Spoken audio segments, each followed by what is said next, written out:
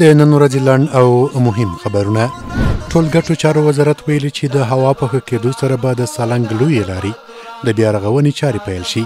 د دغه وزارت ویان محترم محمد اشرف حق شناس ویلي چې د ټولګټو چارو سرپرست وزیر محترم محمد عیسی ثانی په دې وروستیو کې د سالنګ له لویې لارې څخه لیدنه کړې او د قراردادي شرکتونو له مسؤلانو سره د بیا رغونې د چارو په اړه خبرې وکړې. هغه له دغو شرکتونو غوښتي چې د سالنګ لویې لارې د رغولو د بیا پیل لپاره خپل پلان چمتو کړي. د قانون او پټرولیم وزارت سرپرست د میساینک پروژې له مسؤلینو سره وکتل. د قانون او پټرولیم وزارت سرپرست شیخ الحدیث شهاب الدین دلاور په خپل کاري دفتر کې د میساینک قراردادي پروژې له مسؤلینو او د هغوی له کاري ټیم سره وکتل. په دې کتنه کې چې د اوبو او انرژۍ وزارت پلاوي هم ګډون درلود، د میساینک پروژې اړوند موضوعاتو او د 400 میګاوټه برېښنا د تولید په اړه بحث او نظرونه شریک کړل. په پای کې د اوبو او انرژۍ وزارت مسؤلینو د میساینک قراردادي شرکت ته ډاډ ورکړ چې د 400 میګاوټه برېښنا د تولید په برخه کې هر ډول همکاري ته چمتو دي. د اسلامي امارت ویان مولوي ذبیح الله مجاهد د نړیوال بانک راپور په خبرګون کې ویلي چې د اسلامي امارت په واکمنېدو سره د افغانستان اقتصاد مخ پر ودې روان دی.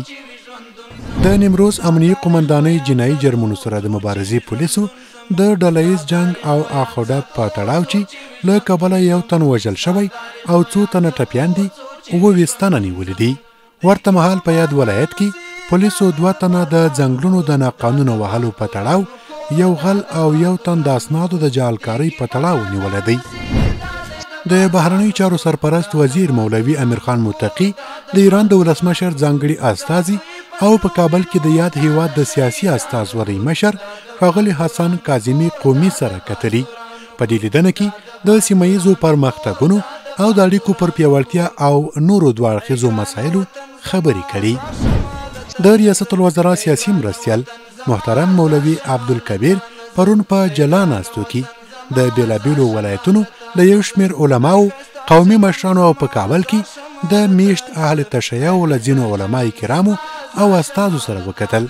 په لومړۍ ناسته کې راغلو قومي مخورو او علمای کرامو د ولسونو د انسجام او د هغوی د ستونزو د حل له امله د ریاست الوزرا سیاسي معاونیت د هڅو یادونه وکړه او د اسلامي نظام پایښت یې د قومونو مسؤلیت یاد کړ.